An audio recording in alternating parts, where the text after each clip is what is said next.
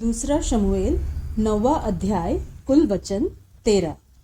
वह मपीबोशेत के प्रति दयालुता दर्शाता है। दाऊद ने पूछा, क्या शाऊल के घराने में से कोई अब तक बचा है जिसको मैं योनातान के कारण प्रीति दिखाऊं? शाऊल के घराने का सीबा नाम एक कर्मचारी था।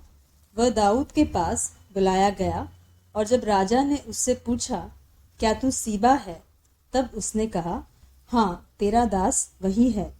राजा ने पूछा, क्या शाऊल के घराने में से कोई अब तक बचा है जिसको मैं परमेश्वर की सी प्रीति दिखाऊं? सीबा ने राजा से कहा, हाँ, योनातन का एक बेटा तो है जो लंगड़ा है। राजा ने उससे पूछा, वह कहाँ है? सीबा ने राजा से कहा, वह तो लोदबार नगर में अमीएल के पुत्र माकीर के घर में रहता है। तब राजा दाऊद ने दूत भेजकर उसको लोदबार से अमीएल के पुत्र माकीर के घर से बुलवा लिया। जब मपीबोशेत, जो योनातन का पुत्र और शाऊल का पोता था, दाऊद के पास आया, तब मुंह के बल गिर के दंडवत किया। दाऊद ने कहा, हे मपीबोशेत। उसने कहा, तेरे दास को क्या आ गया? दाऊद ने उससे कहा, मत डर, तेरे पिता योनातन के कारण मैं निश्चय तुझको प्रीति दिखाऊंगा और तेरे दादा शाऊल की सारी भूमि तुझे फेर दूंगा और तू मेरी मेज पर नित्य भोजन किया कर। उसने दंडवत करके कहा, तेरा दास क्या है कि तू मुझ ऐसे मरे कुत्ते की ओर दृष्टि करे? तब राजा ने शाऊल के कर्मचारी सीबा को बुलवाकर उससे कहा, जो कुछ शाऊल और उसके समस्त घराने का था वह मैंने तेरे स्वामी के पोते को दिया है।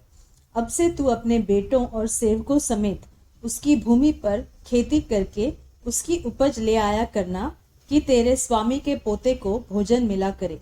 परंतु तेरे स्वामी का पोता मपीबोशेत मेरी मेज पर नित्य भोजन किया करेगा। और सीबा के तो 15 पुत्र और 20 सेवक थे। सीबा ने राजा से कहा, मेरा प्रभु राजा अपने दास को जो जो आज्ञा दे उन सबों के अनुसार तेरा दास करेगा। दाऊद ने कहा, मपीबोशेत राजकुमारों की नाई मेरी मेज पर भोजन किया करे। मपीबोशेत के भी मीका नाम एक छोटा बेटा था और सीबा के घर में जितने रहते थे वे सब मपीबोशेत की सेवा करते थे।